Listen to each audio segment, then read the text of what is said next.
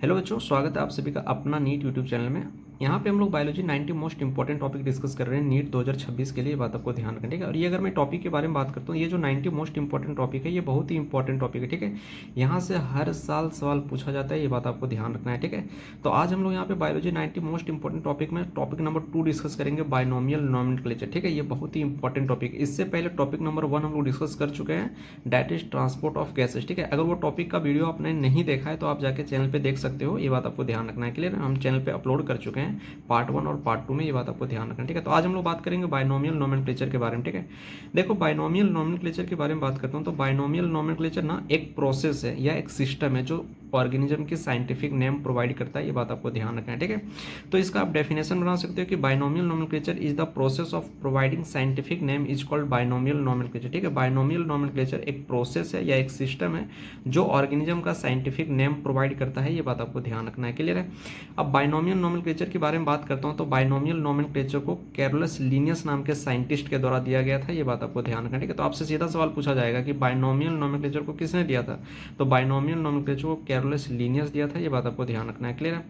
अब Carolus Linnaeus के बारे में बात करता हूँ तो कैरोलस लीनियस स्वीडन के रहने वाला था। कहाँ के रहने वाला था? स्वीडन के रहने वाला था। ये भी पॉइंट आपको याद करना, ये एक इंपॉर्टेंट पॉइंट आपसे पूछा जा सकता है, ये बात आपको ध्यान रखना है, ठीक है।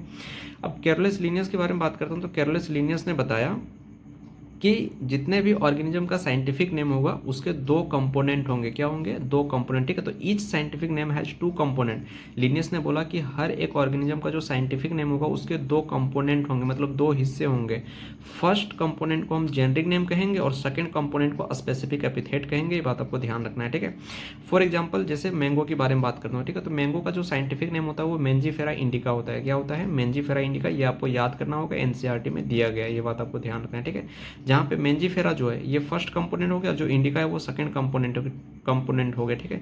फर्स्ट कंपोनेंट को हम लोग जेनरिक नेम कहते हैं और सेकंड कंपोनेंट को हम लोग स्पेसिफिक एपिथेट कहते हैं, ठीक है। आज हम लोग जेनरिक नेम को जीनस के नाम से जानते हैं और स्पेसिफिक एपिथेट को स्पेसीज के नाम से जानते हैं, ये बात आपको ध्यान रखना है, ठीक है। अब हम बात करेंगे कि प्लांट के लिए और एनिमल के लिए कब बायनोमियल नोमेनक्लेचर एप्लीकेबल हुआ था, ये बात आपको ध्यान रखना है, या कब दिया गया था इसके बारे में बात करेंगे, ठीक है। तो अगर हम प्लांट के बारे में बात करते हैं तो प्लांट के लिए बायनोमियल नोमेनक्लेचर 1 मई 1753 ईस्वी को दिया गया था स्पेसीज प्लांटम नाम की बुक में, ठीक है।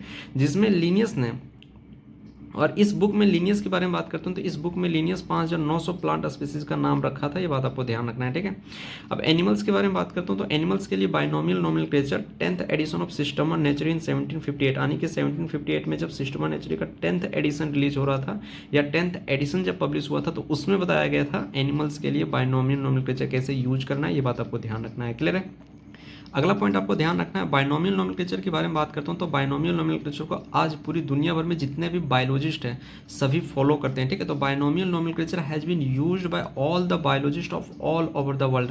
आज की दुनिया में जितने भी बायोलॉजिस्ट हैं सब उस ऑर्गेनिज्म का साइंटिफिक नाम रखने के लिए बायनोमियल नोमेनक्लेचर का यूज करते हैं, बात आपको ध्यान रखना, ठीक है। अब सवाल है कि भाई जितने भी बायोलॉजिस्ट है वो बायनोमियल नोमेनक्लेचर का ही क्यों यूज करते हैं ऑर्गेनिज्म का साइंटिफिक नाम रखने के लिए? क्योंकि इसलिए यूज करते हैं क्योंकि बायनोमियल नोमेनक्लेचर जो है ना वो मोर कन्वीनियंट है, मतलब सबसे आसान तरीका, इससे आसान तरीका आज तक डेवलप ही नहीं हुआ है। इसलिए जितने भी साइंटिस्ट हैं, जितने भी बायोलॉजिस्ट हैं पूरी दुनिया भर में सब बायनोमियल नोमेनक्लेचर का यूज करते हैं ऑर्गेनिज्म का साइंटिफिक नाम रखने के लिए, बात आपको ध्यान रखना है, ठीक है। अब बायनोमियल नोमेनक्लेचर में कुछ यूनिवर्सल रूल बनाए गए हैं ऑर्गेनिज्म का साइंटिफिक नेम रखने के लिए। बायनोमियल नोमेनक्लेचर में कुछ रूल बनाए गए जिसे हम लोग universal rule of binomial nomenclature कहते हैं, बात आपको ध्यान रखना है, ठीक है। यूनिवर्सल रूल, देखो यार, यूनिवर्सल रूल ऐसे रूल को कहते हैं जिसका कोई एक्सेप्शन नहीं होता है। क्या होता है? जिसका कोई एक्सेप्शन नहीं होता है, उस रूल को पूरी दुनिया भर में फॉलो किया जाता है सभी साइंटिस्ट के द्वारा, तो ऐसे रूल को हम लोग यूनिवर्सल रूल कहते हैं, ठीक है। तो बायनोमियल नोमेनक्लेचर में जब हम लोग ऑर्गेनिज्म का साइंटिफिक नाम रखते हैं तो वहाँ पे कुछ रूल दिया गया और ये जो रूल है वो यूनिवर्सल रूल है क्योंकि इसका कोई एक्सेप्शन नहीं और पूरी बायोलॉजिस्ट इस रूल को फॉलो करते हैं, ठीक है। पहला rule, the scientific name of organism has two component. पहला कि भाई अब किसी भी ऑर्गेनिज्म का साइंटिफिक नाम रखोगे तो उसके दो कंपोनेंट होंगे, ठीक है। इसलिए इसे टू वर्ड फॉर्मेट भी कहते हैं। क्या कहते हैं? टू वर्ड फॉर्मेट भी कहते हैं, मतलब बायनोमियल नोमेनक्लेचर को टू वर्ड फॉर्मेट भी कहते हैं क्योंकि यहाँ पे जितने भी ऑर्गेनिज्म का साइंटिफिक नेम होता है उसके दो कंपोनेंट होते हैं, ठीक है। जिसमें से जो फर्स्ट वर्ड होता है वो, ठीक है। अब दूसरा रूल आपको ध्यान रखना है कि दूसरा रूल में जो जैसे आप किसी भी ऑर्गेनिज्म का आप साइंटिफिक नाम रखोगे तो उसमें जो फर्स्ट वर्ड होगा वो जेनरिक नेम के बारे में बताएगा, और जो सेकंड कंपोनेंट होगा वो स्पेसिफिक एपिथेट के बारे में बताएगा। ये बात आपको ध्यान रखना है, ठीक है। फॉर एग्जांपल जैसे अगर मैं बात करता हूँ ह्यूमन के बारे में, ठीक है, तो ह्यूमन का साइंटिफिक नेम होता है होमो सेपियंस। ये आपको याद करना है, एनसीईआरटी में दिया गया है, ठीक है। जिसमें से होमो जो है वो फर्स्ट वर्ड है और सेपियंस जो वो सेकंड वर्ड है, ठीक है। फर्स्ट वर्ड हमें जेनरिक नेम जो फर्स्ट वर्ड होता है वो उसे हम लोग जेनरिक नेम कहते हैं, और जो सेकंड वर्ड होता है उसे स्पेसिफिक एपिथेट कहते हैं, ठीक है। जेनरिक नेम जो होता है वो हमें जीनस के बारे में बताता है, और जो स्पेसिफिक एपिथेट होता है हमें स्पेसीज के बारे में बताता है। ये बात आपको ध्यान रखना है, ठीक है। तीसरा रूल आपको ध्यान रखना है कि जेनरिक नेम जो होता है वो कैपिटल लेटर से स्टार्ट होता है। Generic name start with a capital letter, generic name जो होती है वो कैपिटल लेटर से स्टार्ट होता है। And specific epithet start with a small letter, और जो स्पेसिफिक एपिथेट होता है वो स्मॉल लेटर से स्टार्ट होता है। फॉर एग्जांपल जैसे अगर मैं वीट के बारे में बात करता हूँ तो वीट का साइंटिफिक नेम होता है ट्रिटिकम एस्टिवम। क्या होता है? ट्रिटिकम एस्टिवम, ठीक है। जहाँ पे देखो ये वीट एक स्पीसीज है और इस स्पीसीज का साइंटिफिक नेम ट्रिटिकम एस्टिवम होता है, जिसमें देखो दो कंपोनेंट, ये पहला कंपोनेंट हो गया और ये दूसरा कंपोनेंट हो गया, ठीक है। पहला कंपोनेंट हमें जीनस, जो पहला कंपोनेंट है उसे हम लोग जेनरिक नेम कहते हैं, और जो सेकंड कंपोनेंट उसे स्पेसिफिक एपिथेट कहते हैं। अब जो जेनरिक नेम है वो हमें जीनस के बारे में बताता है, ये हमें जीनस के, ये जीनस हो गया और ये स्पेसीज हो गया, ठीक है। अब जीनस का जो पहला लेटर है देखो यहाँ पे कैपिटल लेटर से स्टार्ट हुआ है, और जो स्पेसीज का जो पहला लेटर है वो देखो स्मॉल लेटर से स्टार्ट हुआ है। ये बात आपको ध्यान रखना, ठीक है। अब हम लोग चौथा रूल बात करेंगे, ठीक है। देखो चौथा रूल क्या कहता है, when handwritten both the words, जब आप दोनों वर्ड को हाथों से लिखते हो, मतलब साइंटिफिक नेम में दो कंपोनेंट होगा और दोनों कंपोनेंट को जब आप अपने हाथों से लिखोगे तो उसे सेपरेटली आपको अंडरलाइन करना पड़ेगा, ठीक है। और जब उस नाम को आपको प्रिंट करना होगा तो उसे आपको इटैलिक्स में प्रिंट करना पड़ेगा, ताकि वो वर्ड है, ताकि जो वो साइंटिफिक नेम है वो लैटिन ओरिजिन को शो कर सके। ये बात आपको ध्यान रखें, ठीक है। फॉर एग्जाम्पल जैसे अगर मैंगो के बारे में बात करता हूँ तो मैंगो का साइंटिफिक नेम होता है मैंजीफेरा इंडिका। मान लेते हैं हमने इसको हाथ से लिखा, ठीक है। तो दोनों वर्ड को, ये पहला वर्ड हो गया, ये पहला कंपोनेंट हो गया, ये दूसरा कंपोनेंट, ठीक है। दोनों कंपोनेंट को अलग अलग हमें क्या करना पड़ेगा, सेपरेटली अंडरलाइन करना पड़ेगा। बात आपको ध्यान रखना, ठीक है। अगला रूल आपको ध्यान रखना, अगला रूल ये कहता है कि biological name are generally in Latin. Biological name जो होती है वो ज़्यादातर जो बायोलॉजिकल नेम होती है वो लैटिन लैंग्वेज में लिखी जाती है, क्योंकि because Latin is a dead language, क्योंकि लैटिन जो होती है ना वो एक डेड लैंग्वेज है। ये बात आपको ध्यान रखना, ठीक है। अब सवाल है कि भाई डेड लैंग्वेज किसे कहते हैं। देखो डेड लैंग्वेज ऐसे लैंग्वेज को कहते हैं जिसको आज के समय में नहीं बोला जा रहा है, ठीक है। तो जो वर्ड आज नहीं बोला जा रहा है या जो लैंग्वेज आज नहीं बोला जा रहा है उसमें चेंजेस होने की कोई संभावना नहीं है, ठीक है। इसीलिए हम लोग लैटिन लैंग्वेज का यूज करते हैं, क्योंकि पहले लैटिन लैंग्वेज बोली जाती थी, आज के समय में नहीं बोला जाता है, ठीक है। क्योंकि आज के समय में हिंदी, इंग्लिश, मराठी ये सब बोली जाती है। अगर इसमें हम ऑर्गेनिज्म का साइंटिफिक नाम रखते हैं तो इसमें ये चेंज हो सकता है, ठीक है।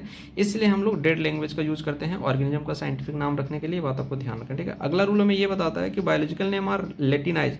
बायोलॉजिकल नेम जो होती है, अब कोई भी लैंग्वेज में अगर आप बायोलॉजिकल नेम को लिख रहे हो तो उसको हम लोग लेटिनाइज कर देते हैं। क्या करते हैं? लेटिनाइज कर देते हैं, या फिर ड्राइव फ्रॉम लेटिन, या फिर उसे हम लेटिन में ड्राइव कर देते हैं, इररेस्पेक्टिव ऑफ देयर ओरिजिन। चाहे वो उसकी ओरिजिन कोई भी हो, चाहे वो कोई भी लैंग्वेज से वो वर्ड साइंटिफिक नेम आया है, ठीक है, उसको हम लोग लेटिनाइज कर देते हैं, ताकि वो दिखाता है या दर्शाता है कि भाई इस नाम की जो ओरिजिन है वो लेटिन लैंग्वेज से हुआ। ये बात आपको ध्यान रखना है, ठीक है। लास्ट पॉइंट, लास्ट रूल आपको ध्यान रखना है कि author name comes after the specific epithet या फिर at the end of scientific name, ठीक है। साइंटिफिक नेम के एंड में या स्पेसिफिक एपिथेट के बाद ऑथर का नाम लिखा जाता है। मतलब जो ऑथर स्पेसिस को डिस्क्राइब किया था या पहली बार खोजा था या पहली बार बताया था, उस साइंटिस्ट का या उस ऑथर का नाम साइंटिफिक नेम के लास्ट में लिखा जाता है। फॉर एग्जांपल जैसे अगर मैंगो के बारे में बात करता हूँ, ठीक है, तो मैंगो का साइंटिफिक नेम क्या होता है? मैंजीफेरा इंडिका होता है, ठीक है। अब इस मैंगो को ना पहली बार डिस्क्राइब किया था लिनियस, ठीक है। तो इस मैंगो का साइंटिफिक नेम के लास्ट में ऑथर का नाम लिखेंगे या साइंटिस्ट का नाम लिखेंगे एब्रीविएटेड फॉर्म में, मतलब शॉर्ट फॉर्म में लिखना है। ये बात आपको ध्यान रखना है, क्लियर है। अब देखो साइंटिफिक नेम जो आप लिखोगे तो किन किन बातों का आपको ध्यान रखना होगा। पहला, the name of author is never underline. Author का नाम आपको कभी भी अंडरलाइन नहीं करना होगा, ठीक है। जैसे देखो यहाँ पे मैंगो का साइंटिफिक नेम मैंजीफेरा इंडिका है, देखो हमने दोनों वर्ड को हाथ से लिखा है तो दोनों को सेपरेटली अंडरलाइन किया, बट यहाँ पे जो ऑथर का नाम लिखा गया उसको हम लोग अंडरलाइन नहीं करते हैं, ठीक है। तो पहला रूल यही है कि name of author is never underline, ठीक है। ऑथर का नाम कभी भी हमें अंडरलाइन नहीं करना, ना ही इसे इटलाइज करना। ये बात आपको ध्यान रखना है। दूसरा, author name in written in abbreviated form. दूसरा, ऑथर का जो नाम लिखना है वो पूरा नाम नहीं लिखना लीनियस, ठीक है, शॉर्ट में लिखना है एब्रीविएटेड फॉर्म में। तीसरा रूल आपको ध्यान रखना है, author name is written in roman type. Author का जो हम लोग नाम लिखेंगे वो रोमन टाइप में, जो हम लोग इंग्लिश लिखते हैं, ठीक है, जो हम लोग वर्ड लिखते हैं वो रोमन टाइप, मतलब सीधा सीधा लिखना है। ये बात आपको ध्यान रखना है, ठीक है, तिरछे में नहीं लिखना है। इटैलिक्स का मतलब तिरछे तिरछे होते हैं, ये बात आपको ध्यान रखना है, ठीक है। इसके अलावा लास्ट पॉइंट आपको ध्यान रखना है, no punctuation in biological name, ठीक है। बायोलॉजिकल नेम में कोई भी पंक्चुएशन का हम लोग यूज नहीं करते हैं। पंक्चुएशन का मतलब होता है कि ना तो हम लोग कोई डॉट, फुल स्टॉप, कॉमा हम लोग यूज नहीं करते हैं। जैसे ये मैंगो के बारे में बात करता हूँ, तो मैंगो का साइंटिफिक नेम मैंजीफेरा इंडिका है। देखो यहाँ पे कहीं पर भी हम लोग ना तो फुल स्टॉप का यूज किया, ना ही कॉमा का यूज किया, ये बात आपको ध्यान रखना है, ठीक है। तो ये आपका बाइनोमियल नोमेनक्लेचर टॉपिक जो पूरे तरीके से कंप्लीट हो जाता है, ये बात आपको ध्यान रखना है, ठीक है। इससे सवाल नीट में ये जो मेरा नोट्स है, ठीक है, इससे सवाल बाहर नहीं पूछेगा, ठीक है, क्योंकि ये नोट्स में पूरे तरीके से एनसीईआरटी कवर है, प्लस एनसीईआरटी के बाहर जो इंपॉर्टेंट पॉइंट है वो भी इसमें यहाँ कवर कर दिया गया है, बात आपको ध्यान रखना है, ठीक है। तो ये वीडियो अगर आपको अच्छा लगता है दोस्त तो लाइक करना, और बहुत अच्छा लगता है तो सब्सक्राइब करना। फिर मिलते हैं किसी नेक्स्ट टॉपिक में, नेक्स्ट वीडियो के साथ में। तब तक के लिए बाय बच्चों।